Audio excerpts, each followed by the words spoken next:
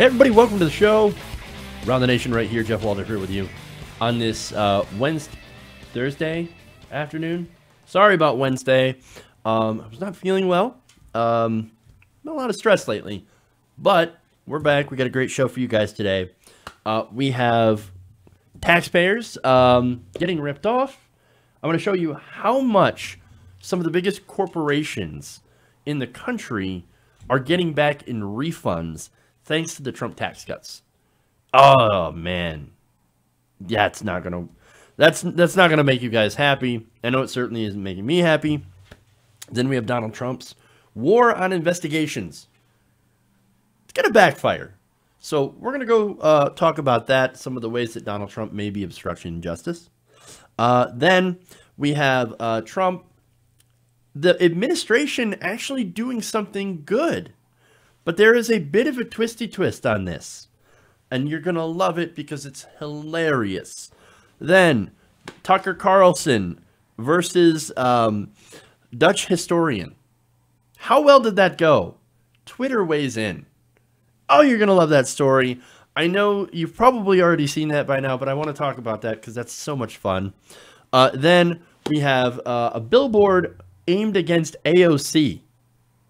So we're going to talk about that. We're going to talk about who put it up there and AOC's response to that. Again, I think you're going to enjoy that story. I know I did. So we do have some fun stuff today that we're going to talk about. So it's going to be a great show. Please like and share the stream if you haven't already. And before I get into the patrons, of course, and show you how to support the show. I am going to be honest, right? So, it's what we do here, right?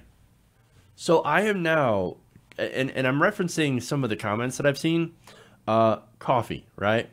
So, I'm actually cutting down on my caffeine.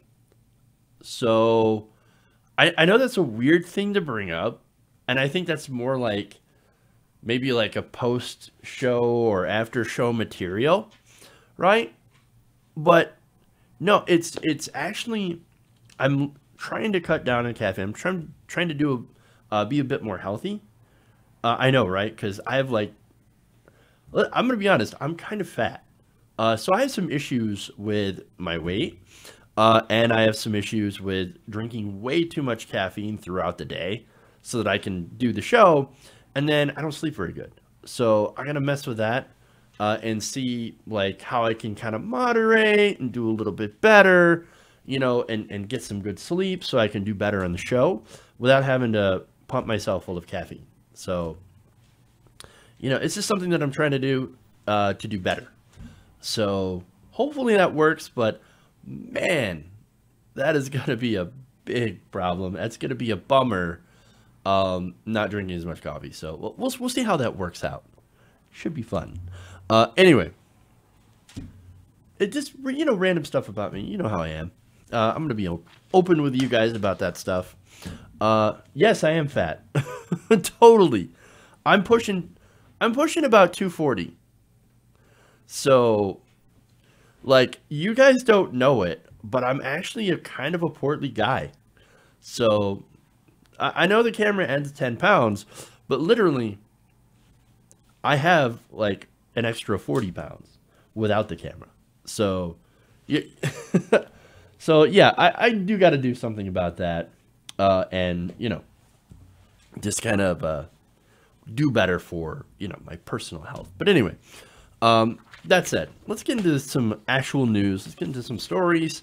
Let's talk about sugar and cream, right? That does make sense. I normally go for creamer, but I got this non-fat crap that is terrible. I'm like, this is not creamer. It's terrible. That's what it is. But anyway, stories. Let's get into the first one. Okay. All right. So there's a lot of you on the coast that might be noticing that your tax bill is a little bit higher than it used to be last year.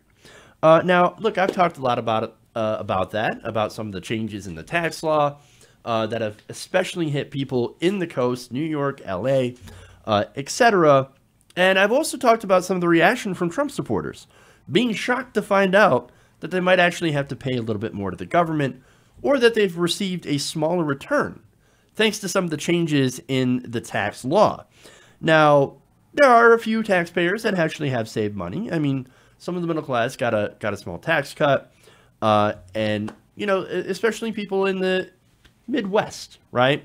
Midwest, Pennsylvania, some of the poorer states, some of the red states, the ones that are down the coast, they actually are saving a little bit of money, right? However, the biggest winners of this tax cut are big corporations. Now, they are Amazon, GM, Netflix, etc., right? In fact, the big corporations, they've gotten such a big tax cut that not only did they not pay taxes in 2018, but some of them are due massive refunds. So I want to get to the numbers here, which are maddening. According to Axios, these companies will receive refunds from the federal government, in some cases to the tune of hundreds of millions of dollars. Now, I want to break down and list these companies. GM, for example. Now, GM has made the news lately because they plan on laying off tens of thousands of workers, right? They're claiming a $104 million refund from the federal government on $11.8 billion in profit for the year 2018. So they're getting a $104 million refund from the federal government, from the taxpayer, right?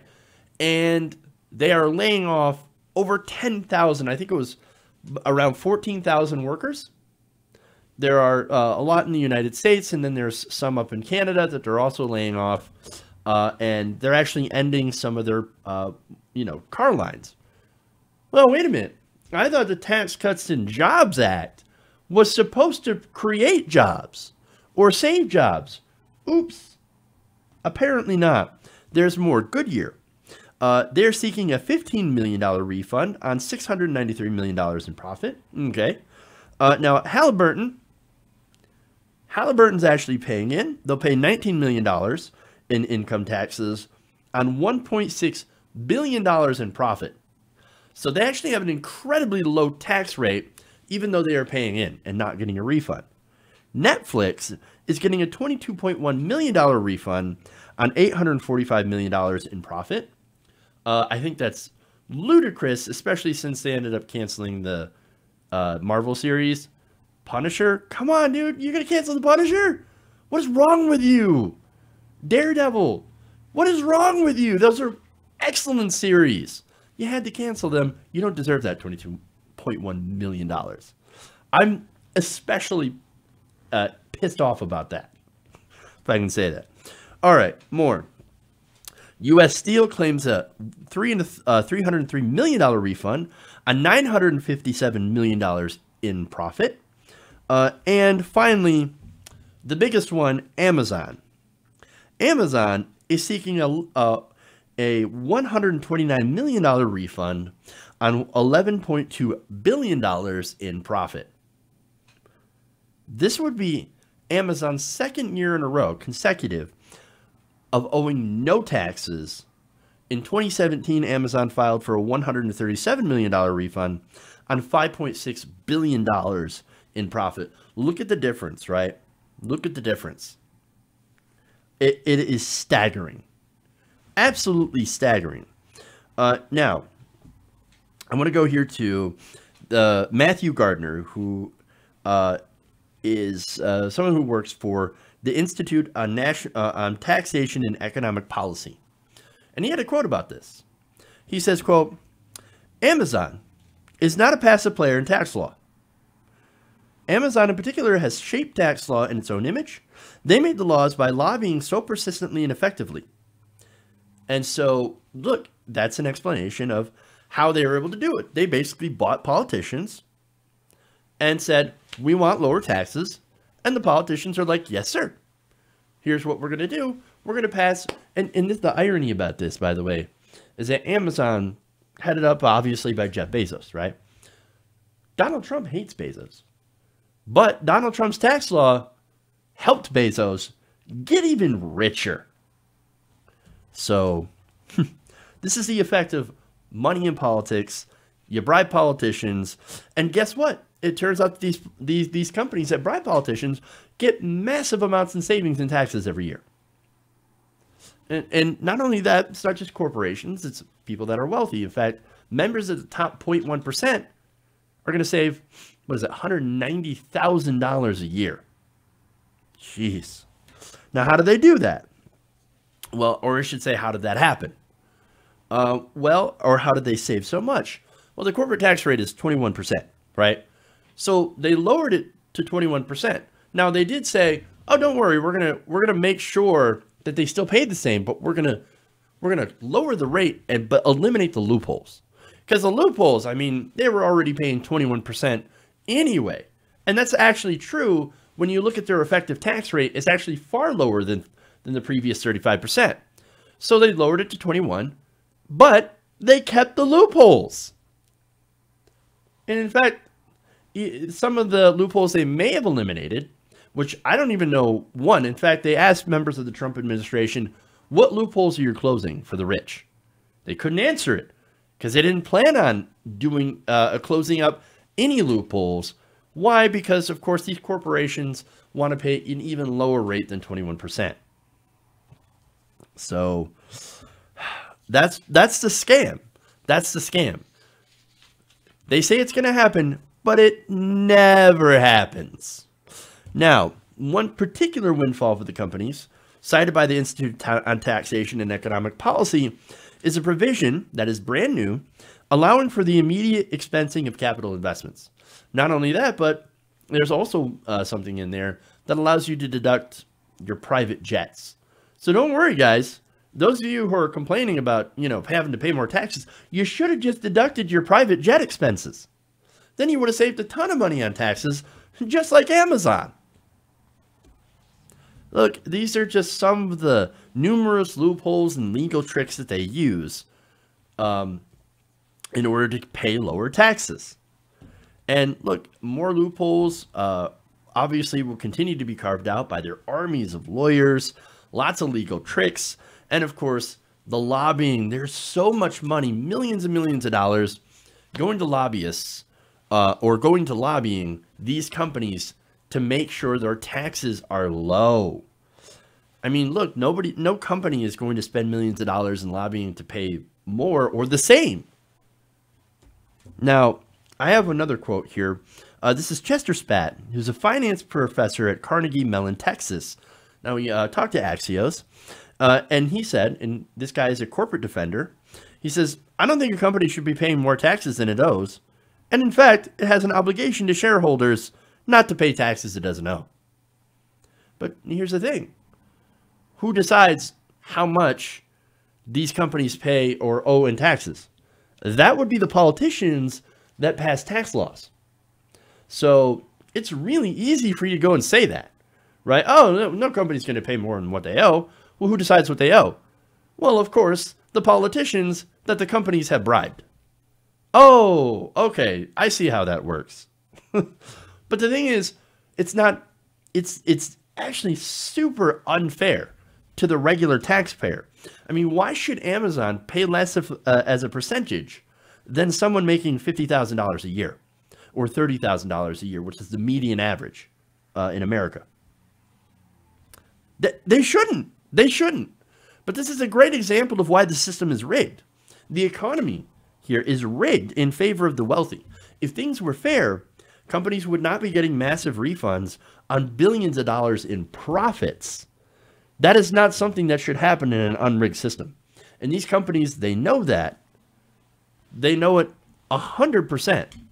And so some of them are starting to worry that, like, hey man, look, you guys getting, like, we're getting, like, all these, tax breaks and everything. We're getting a refund this year. That kind of looks bad because it turns out people are paying attention. And so I want to give you this interesting quote here from Bruce Melman. Now, he is a leading political and corporate lobbyist. Now, he spoke to Axios and he said this. He said, rising global activism is forcing companies to reassess the balance of obligations between shareholders and stakeholders. And when highly profitable companies like Amazon pay zero taxes, it undermines confidence in the broader system. So, in plain speak, this guy's like, dude, this looks really bad. This is a PR nightmare because people are actually starting to pay attention. In fact, there is no, like, he spoke about the confidence in the system. There is no confidence in our system anymore. That's why there's, populists like, look, President Trump's fake populist, right? He ran sort of on that economic populism. Then you, of course, have Bernie Sanders. You have AOC. You have a lot of progressives now that are saying, hey, wait a minute, the system is rigged. Maybe we should actually do something about it. Now, I want to give you some of the numbers here to show how much of the American people realize that the system is absolutely rigged. According to a recent Axios SurveyMonkey poll, 70% of Americans think the economic system unfairly helps the rich. 70% of Americans. That includes over 90% of Democrats and nearly a half of all Republicans polled. Even Republicans, 49%, think, yeah, the system is rigged for the rich. And then, of course, you have a really important constituency, 71% of self-described independents. A massive majority of Americans, they know the system is rigged. And the other part of that same poll, that same question, asked, would you vote for a candidate that promises to fix that system? Again, 70% said absolutely. They know the rules are rigged in favor of the ultra wealthy and of corporations. And they're actually very open to voting for somebody who's actually going to do something about it. So that's very significant because now you had Bernie Sanders that just recently entered the race. Bernie Sanders has a consistent record of taking on the wealthy and the powerful, the billionaire class, right? I don't know if I really said that right. Trying to get a Bernie accent in here, and it's a little difficult. I'm used to doing the Trump accent. But Bernie Sanders is somebody who's running on this stuff, who's running on economic populism. And unlike some of the other candidates, we actually know that he means it. So that's really important context looking into today's politics. Now, not only that, 61% of Americans now have still have a positive reaction to capitalism, right? 34% have a negative reaction to socialism. However, 34% view capitalism negatively, and 59% see socialism as a positive. Huh. So look at that. I mean, look, the reason is, like, you've got a lot of young people, of course, that are getting involved in politics. That's fantastic. And they know that right now, the American style of capitalism, which is extreme right-wing, laissez-faire capitalism, they know that it's broken. It's not even laissez-faire. It's more crony capitalist, actually. The free market, look, doesn't exist. And corporations have rightly so, been pointed out that they have taken over the government. They have captured the government, our regulatory bodies, and of course, our politicians through legal bribery. And this is why you end up paying more in taxes than Amazon. That's why these companies end up getting refunds while you don't. This is why Walmart gets huge tax breaks and special sweetheart deals while mom and pop shops in that same town go out of business. Everybody knows that the system is fundamentally flawed. And so I do love the reaction from that lobbyist, Mr. Melman, saying, oh, hey, you know what? It turns out this could be kind of a problem for us. Maybe we might want to head that off. Look, if you guys listen to podcasts, check out Pitchfork Economics with Nick Hanauer. He points out all these different problems, and he does it in a much better way than I do, because the guy's actually lived it. He's a venture capitalist. He's rich. And so he's got that perspective that is, hey, man, look, I am a rich person. I know the pitchforks are coming for me.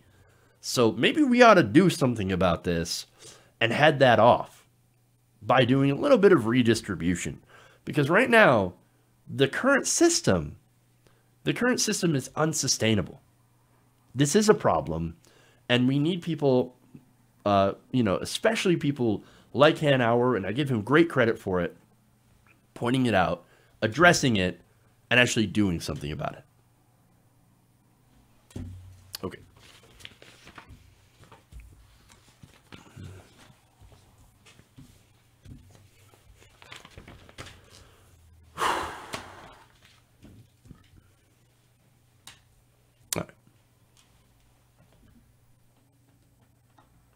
Oh, yeah, I forgot to do that. Did I just freeze up my system? I think I did. Oh, here we go. Okay.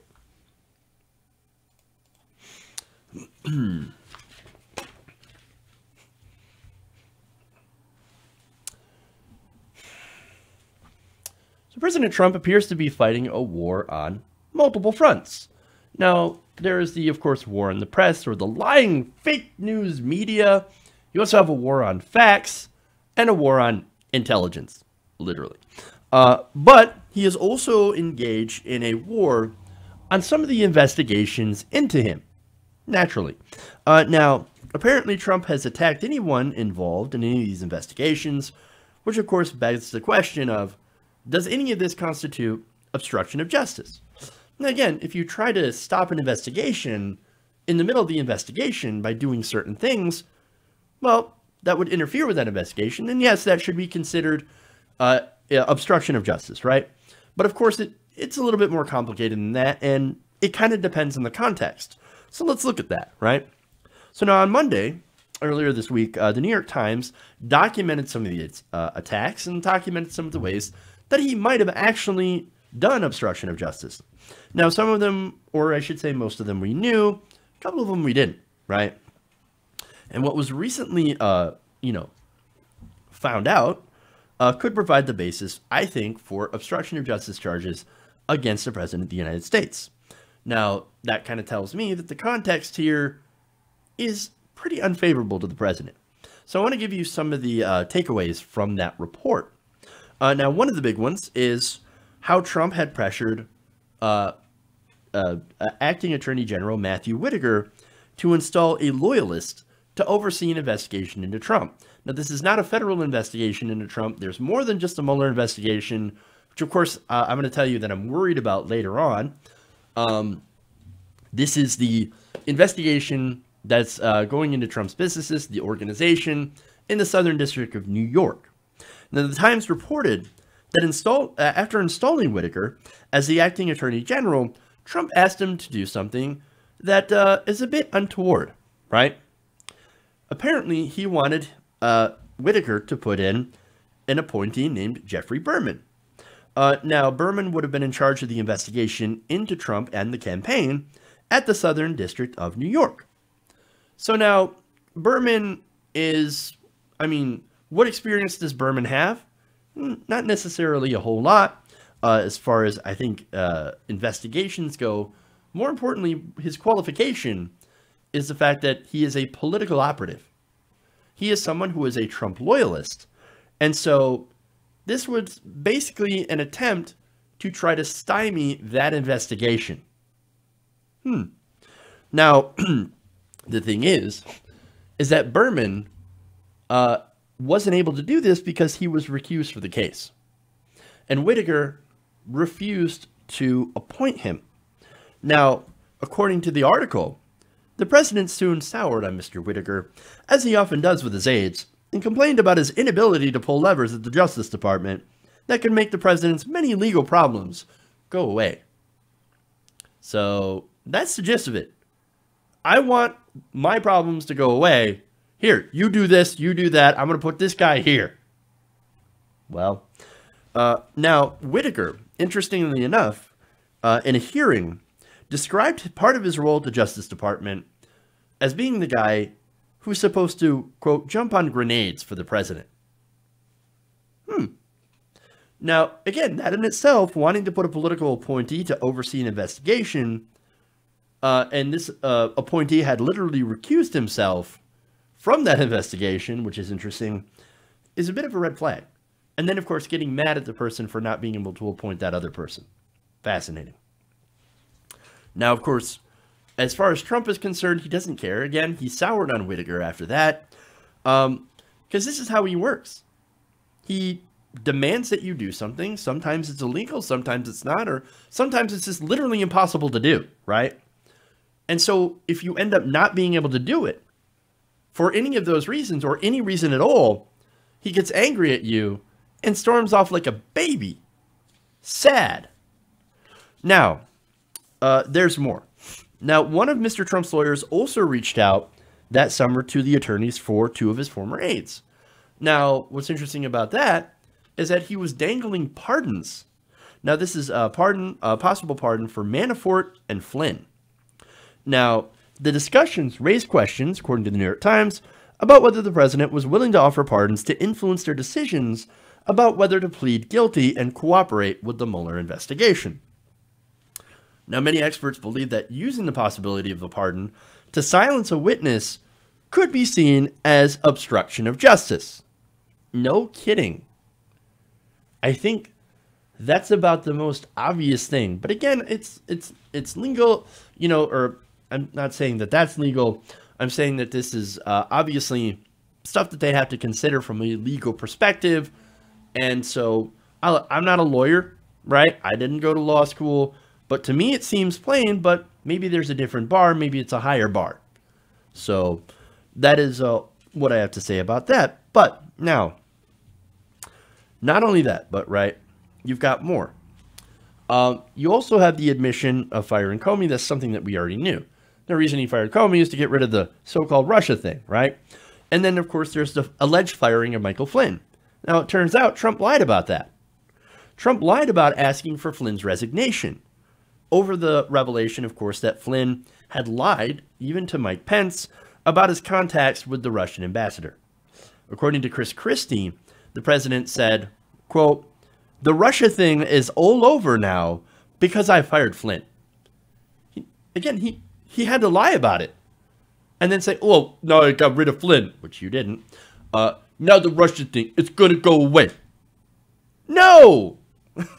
Look, firing Flynn, firing Comey, especially firing Comey, is what led to the special counsel being appointed in the first place. Now, the thing about that is, of course, now, I'm actually worried about the Mueller investigation. I don't think it's going to be enough. I think maybe there's a good chance that it was too limited in scope, that it didn't look at possible money laundering or anything that could provide any foreign entity that would allow that entity to have some sort of influence or leverage over President Trump. I think Donald Trump has a lot of debts. Since his dad died, his daddy has not been able to bail him out. He got that inheritance. Who knew how much he blew through by being an absolute moron? He's tried to borrow money from so many different places. No American bank will loan him any money anymore. So where would he go? He'd go to Deutsche Bank, and he would go possibly to the Russians in order to borrow money. So look, if he owes money, and that, by the way, we haven't seen his tax returns, and look, we don't know what's in his bank account. Look, if there's money that is owed to the Russian government, we might actually, it would really be important that we know about this, that we know that this could be a possible way, these debts, for another country, another nation, to have leverage over Trump. I think that's super important to know. And I think the Mueller investigation might end up being too limited to even see that. So that's my concern. So that they find, oh, well, no collusion, right? All we were doing was looking at collusion. We didn't find any collusion.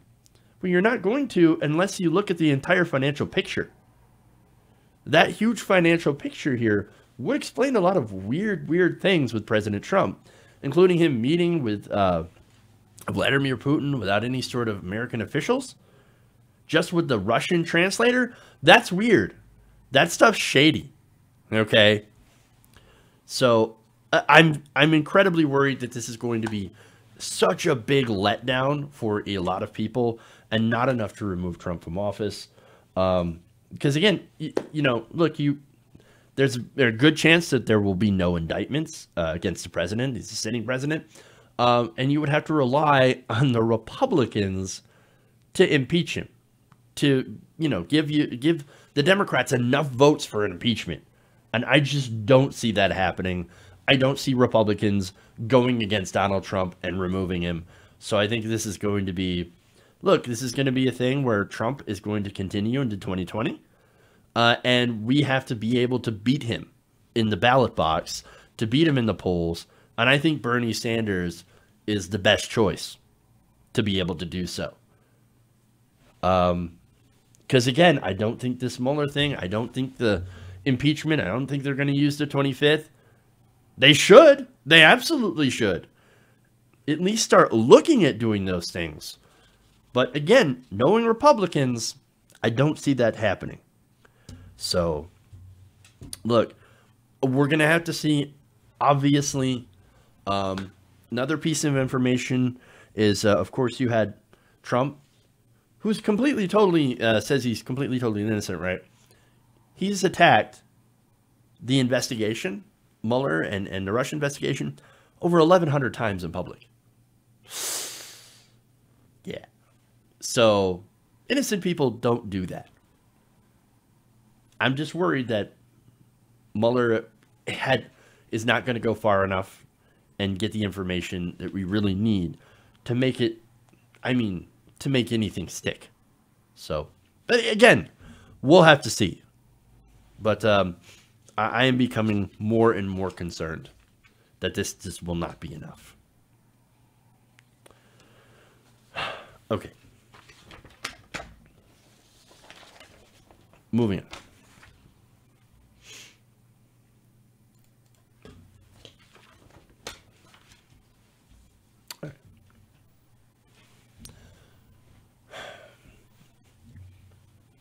Some rare good news coming out of the Trump administration.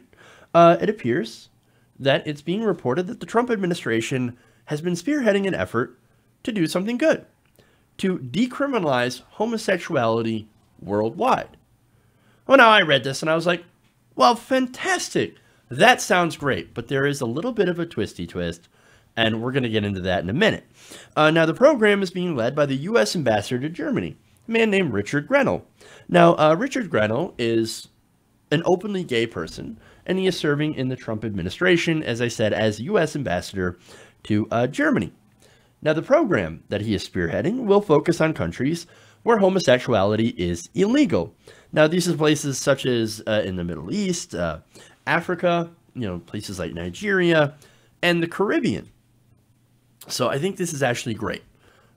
Yes, let's try to push other countries to decriminalize homosexuality. Being gay is not a crime, right?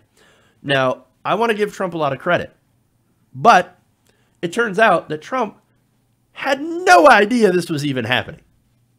I'm going to give you the details. When asked by the press about this administration's effort to decriminalize homosexuality, Trump, again, couldn't answer the question. He had no idea. Now, he was asked by a reporter in the Oval Office when he was meeting with Austrian Chancellor Sebastian Kurz. He was asked by a reporter, quote, "Mr. President, on your push to decriminalize homosexuality, are you doing that? And why?" So that's a good question, right? Are you pushing to decriminalize homosexuality? And Trump's response was, "Say it," as in, I guess, say it again. "Your push to decriminalize homosexuality around the world. I don't know which report you're talking about. We have many reports." We have many reports. Strong reports. What? Wait. Okay, he didn't actually say strong reports. That was me. He had no idea. No idea. So, look, he has no idea what's happening in his own administration. But then again, look, that shouldn't be a shock. He spends about 7 hours a day in executive time, basically watching Fox News and eating cheeseburgers. That's pretty much all he does. So, of course, he doesn't know what's going on. He doesn't know policy. And I think the best part of the story, other than the policy, which, again, I think is great, is that here you have a member of the administration that's just like, you know what, I'm just going to do this on my own, not tell Donald Trump. And apparently, this is not the only story where this has happened. Apparently, a lot of people inside the administration, according to Bloomberg's Jonathan Bernstein, uh, some of the policy proposals inside the White House are just basically being ignored. Quoting BuzzFeed, Bernstein says, although President Trump tweeted that he had ordered his administration to cut off disaster aid to wildfire victims in California, federal officials confirmed on Wednesday that they never received any such directive. Then, of course, there's the Space Force. Bowing to bipartisan concerns in Congress, President Trump retreated Tuesday from his plan to create the Space Force in the Pentagon, proposing instead to consolidate the military's space operations and personnel in the Air Force. So, two of the things that President Trump has been trying to do and that has made proclamations about are basically just getting ignored. I'm not going to do that. And this isn't the only time. Most people in the White House now think, look, if I tell him something, he's going to forget like 2 hours later. Or if he tells me to do something, he's going to forget, right? So I'm just not going to do it. And he's never going to get back to me about it. Because he has no, like, it's almost as if he's got a problem with object permanence. But in this case, ideas.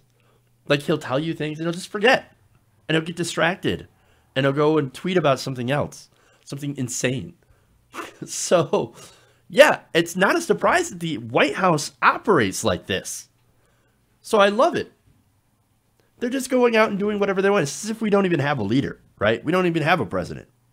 This is one of the most unintentionally funny things I've ever seen.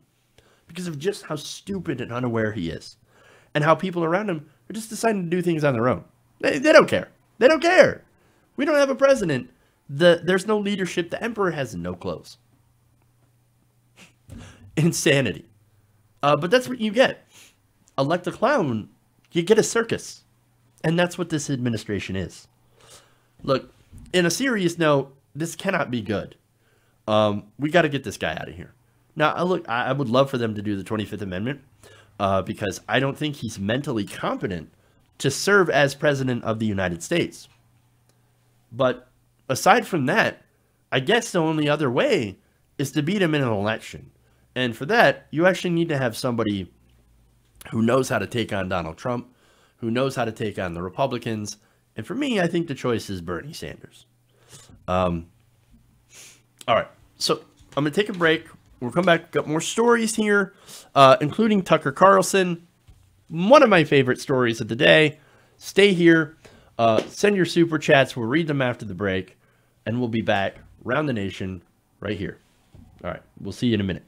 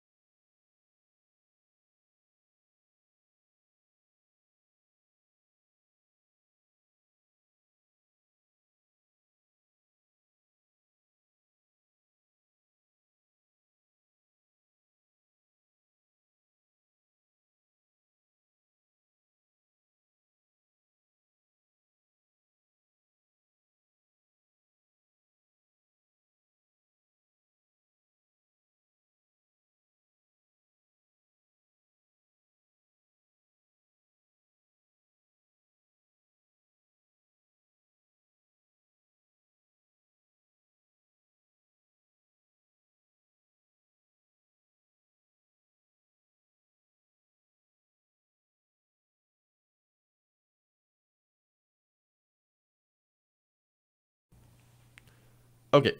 No sound. Sorry about that, guys. Yeah, no sound. Okay, welcome back to the show. I'm going to read off some patrons here real quick.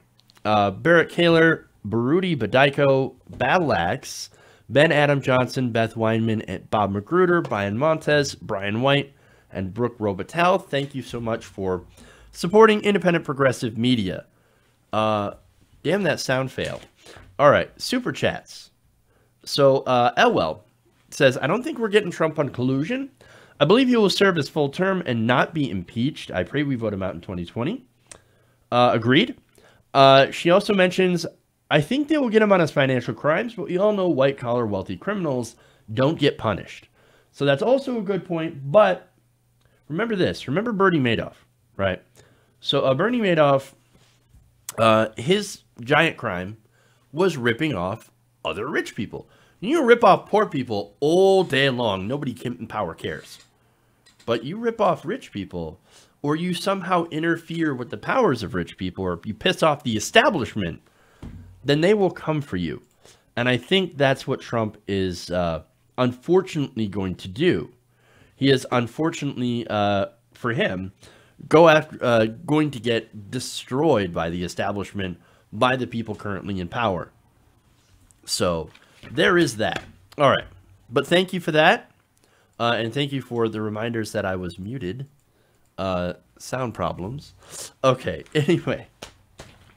Thank you for that. Moving on. Let's dive into more stuff.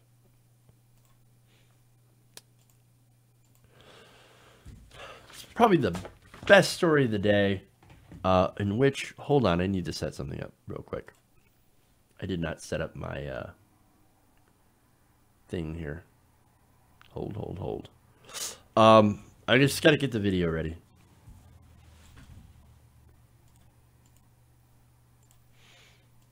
Seriously? Is that what we're doing here? Okay, apparently not working. Okay, so moving on.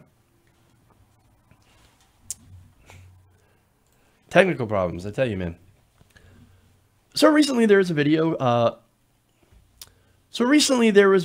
Of a conversation between Tucker Carlson and a Dutch historian named Rutger Bregman. Now this video went viral because of its nature, the fact that it had not been released by the Tucker Carlson show. Now Bregman was invited onto Carlson's show after calling out the world's elite at the World Economic Forum in Davos. I showed you guys that video. It was awesome. Now, he talked about, hey, why are we not having a conversation about taxes? That's really, really important. If we want to talk about income and wealth disparity, and we want to talk about poverty, let's also talk about taxes, right? So now, he went on to Tucker Carlson's show, and this is what happened. Let's take a look. And what the family, what the Murdochs basically want you to do is to scapegoat immigrants instead of talking about tax avoidance. So I'm glad you're now finally raising the issue, but that's what been happening for the past couple of years. And I'm taking orders from the Murdochs. Is that what you're saying? No, I mean, it doesn't work that directly. But I mean, you've been part of the Cato Institute, right? You've been a senior fellow there for years. You've been taking their dirty money. They're funded by cock billionaires, Wait, why don't you tell me how it does work? Well, it works by you taking their dirty money. It's as easy as that. I mean, you are a millionaire funded by billionaires. That's what you are. And I'm glad you now finally jumped the bandwagon, of people like Bernie Sanders and AOC. But you're not part of the solution, Mr. Carlson. You're part of the problem, actually. So, I mean, you're probably not going to air this. But I went to Davos to speak truth to power. And I'm doing exactly the same thing right now. You might not like it, but you're a millionaire funded by billionaires, and that's the reason why you're not talking about these issues. But I am talking about these issues. Yeah, only now. Come on, you jumped the bandwagon. You're all like, oh, I'm against the globalist elite, blah, blah, blah. It's not very convincing, to be honest. Why don't you go yourself, you tiny brain, and I hope this gets picked up. Because you're a moron. I tried to give you a hearing, but you were too annoying for me. You can't handle the criticism, can you? Awesome. Oh, hey, be careful what you wish for, Tucker. You apologized earlier today. But anyway, I think my favorite part is while he was in the middle of explaining to Tucker Carlson how it worked, Tucker Carlson's like, no, tell me how it works. I just told you how it works. You take money from the billionaires and then you spout propaganda. I mean, it's fairly simple, right? Now, I want to go here to the statement here, not from Carlson himself, but from a senior executive producer of Tucker Carlson's show. Now, he said in a statement that, quote, Carlson is someone who appreciates many points of view. Sadly, the guest turned an opportunity to have a substantive, informative discussion into an obviously calculated personal insult campaign. We were disappointed in the segment and respect our audience's time too much to consider airing it. So they're explaining, of course, why they didn't air it, why it didn't get released. But wait, didn't Carlson say that I wanted that released? No, they didn't want to see him get owned. And that's what happened. As far as like, you know, what happened here, right? Why they didn't air it or whatever. The thing is that there's no lying in here. There's no insults, okay? There's no lie. Where is the lie? No, Tucker Carlson is a millionaire that gets money from billionaires. And then he goes on and he talks about segments that echo white supremacist talking points. It's not an insult. That's literal fact. It's what he does. Now, he does talk correctly, right, about corruption, about big corporations taking more, paying less, etc.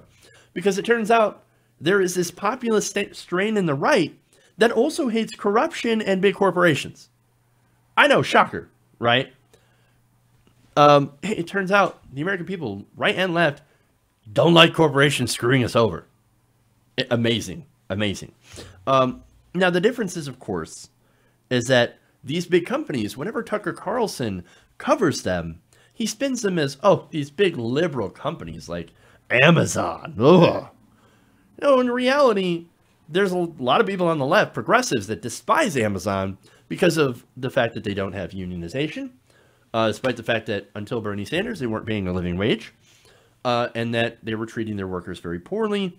And then, of course, in the places where they operate, there is obviously a lot of problems with housing. There's a housing crisis in a lot of these big city areas, making it very unaffordable for workers to live in those areas.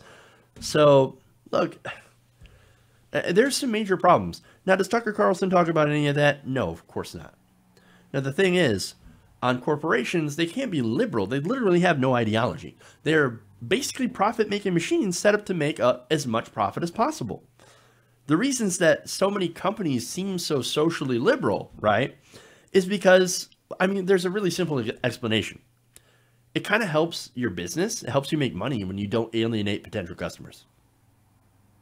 I'm just saying, like, it really helps. It helps. So, look, the thing is, in reality, these companies love tax breaks. Of course, what company doesn't, right? They love the deregulation, and they use legalized bribery to do that, in order to get their way, to keep their taxes low as possible. Now, a lot of these companies give to think tanks, conservative think tanks, like the Cato Institute, that basically tell you that, no, low taxes and no regulation is awesome. No, you want to not tax us. You want to lower our taxes. You want to make sure we pay as little as possible. And it turns out a lot of conservatives don't actually like that. And so, look, when Tucker Carlson points it out, I give him credit. But unfortunately, he has no solutions to it. His solutions are liberal companies, progressives, they don't tip enough. I mean, come on, man. Look, Cato Institute, by the way, as he pointed out, that's where Tucker was a senior fellow. One of the biggest companies that give to Cato is Coke Industries. Coke Industries is owned by Charles and David Koch. They want to cut Social Security, Medicare, and Medicaid so they can get giant tax cuts for themselves. They pay people like Tucker Carlson to do propaganda for them. And because we have this populist wave in the country, even in the right wing, like the right wing hates this system too, the system of legalized bribery. And they hate the system of crony capitalism. And so here you have Tucker Carlson, even though he's getting paid by billionaires to perpetuate that same system, he goes out of his way to try to tap into that populist sentiment. And so he's sort of a unique voice on Fox News, not defending the corporations. But at the same time, he avoids holding these lawmakers, Republican lawmakers especially, and companies, he avoids holding them accountable. And of course, he goes after liberal Amazon, right? He doesn't attack the root of the problem. He goes after immigrants and progressives. That's the problem here. Okay. Now that's who Tucker Carlson is. Now, the internet, interestingly enough, weighed in and did what they do best. They dunked on Tucker so hard. Kara Swisher says, "Oh, Tucky, don't go up against the smart kids." Pedro Nikolai da Costa says, "Because he owned you and you flew off the handle." Noted. AOC weighed in. I love this. Quoting the Dutch historian, I should say, "You're a millionaire funded by billionaires, and what they want you to do is scapegoat immigrants instead of talking about their tax evasion." Whoa, the direct, relentless clarity of this exchange is fire. Yes. Anand Girahardis says, "My Dutch brother from another mother and the specter that haunted Davos causes Tucker to have a meltdown." I love the name, calling him the specter that haunted Davos. That's awesome. James Blake says, "Seems pretty obvious why. You got made to look a fool by someone much more intelligent than you, and your ego couldn't take it. So you got defensive and lashed out like a petulant child." And that is what happened. And look, let's be fair. Bregman planned this. He was ready. When he said, "Look, I do my homework, right? If I'm going to go on your show, I'm going to do my homework. I'm going to watch your show." Which, by the way, earlier in the part that I didn't show, Carlson's defense was, "Well, you don't even get Fox News where you live." And his response, "There is such thing called the internet. I can watch whatever I want, wherever I want." Oh, owned. Anyway, Pat Oswalt said, "I hope this gets picked up," quoting Carlson. "Well, Tucker must be very happy right now." He is not happy. In fact, as I said before, he apologized. Kalia says, I think it's Kayla, says, "I watched this and came back an hour later to watch it again because it made me cackle so hard." Quoting Carlson, "Why don't you go F yourself? Haha, put me in my grave because I am dead, and so is Tucker Carlson," after his dumb head exploded. That's funny. That's funny. Judd Legum says, "A Dutch historian told Tucker Carlson that he was a millionaire funded by billionaires who scapegoated immigrants instead of talking about real economic issues. Carlson had no rebuttal. He just responded with a string of invective. Remarkable." There's more. Abigail says, "Hilarious. I haven't laughed so hard in a long time. This guy really sticks to that lightweight, know nothing of a journalist. Tucker Carlson until Carlson loses it. Can't handle the truth. So funny." What's funny is that he didn't expect that coming. He literally didn't see it coming. He's like, "Oh, I'm going to have this conversation. I'm going to act like I'm interested. And then I'm going to hit him with the limousine liberal stuff." Because let's be honest, that's what he does. So he goes and has these conversations, doesn't address tax rates, doesn't address corruption, or at least a solution to that corruption, and instead blames progressives. That's the whole shtick. Saying, yes, we're right about these things, and these things are real issues, but let's blame the liberals for doing it. When in reality, both the Democratic Party and the Republican Party have been doing the bidding of giant donors for decades. And that's the truth about that. And thankfully, we do have politicians like AOC and Bernie Sanders who want to disrupt that and actually make the Democrats work for regular working people. There's more here. Owen Ellickson says, "The only legit comeback Tucker could have made is, I'm a servile to the rich is what you're saying, but a lot of the racist stuff I'm at least doing on my own." That's awesome.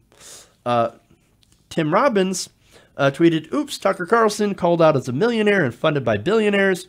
Wonder why they didn't air the interview."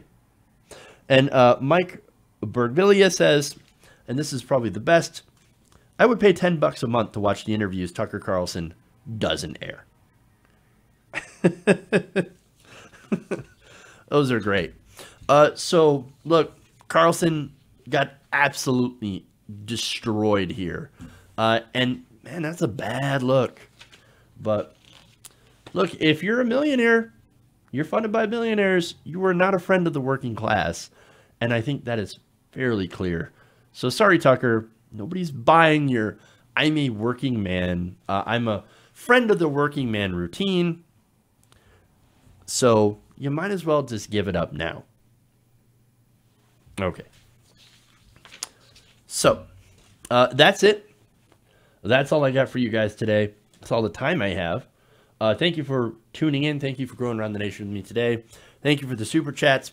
Please consider becoming a member or becoming a patron. Patreon.com/TYTNation. It's two different things. You can hit the join button in order to become a member, or you can go to our Patreon page, patreon.com/TYTNation. All right, guys. Thank you so much. Love you guys. And remember, change begins with you. Good night, nation. We'll see you guys tomorrow. Coming up next, TYT.